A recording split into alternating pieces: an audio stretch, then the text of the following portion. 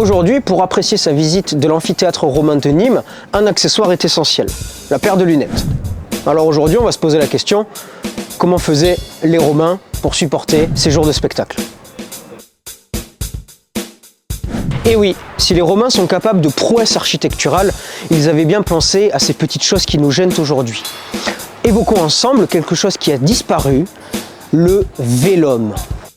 Faisant partie intégrante de la mise en scène et de la scénographie, ces grandes toiles de lin colorées permettaient de protéger la cavea, l'espace où on se situe, les gradins. Seule la piste où les gladiateurs combattaient était à nu, était à ciel ouvert, avec le soleil qui tapait sur leurs casques et leurs armures.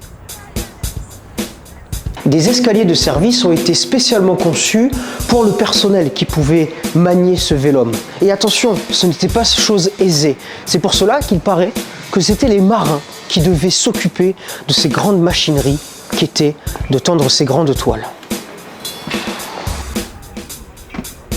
Ayant tous disparu, les vélums des amphithéâtres romains regorgent encore de quelques secrets. En effet, on est sûr tout de même que c'était un fonctionnement assez complexe.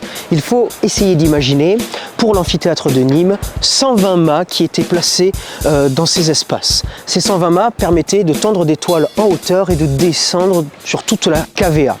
Au niveau de la piste, il y avait un anneau central qui permettait de relier ces toiles. Et enfin, il faut essayer d'imaginer de puissants câbles pouvant tirer vers l'avant ou vers l'arrière cette grande toile. Allez, moi je vous laisse, je vais aller m'abriter du soleil et puis de toute façon, j'ai entendu dire qu'il y avait des pièces souterraines dans un amphithéâtre.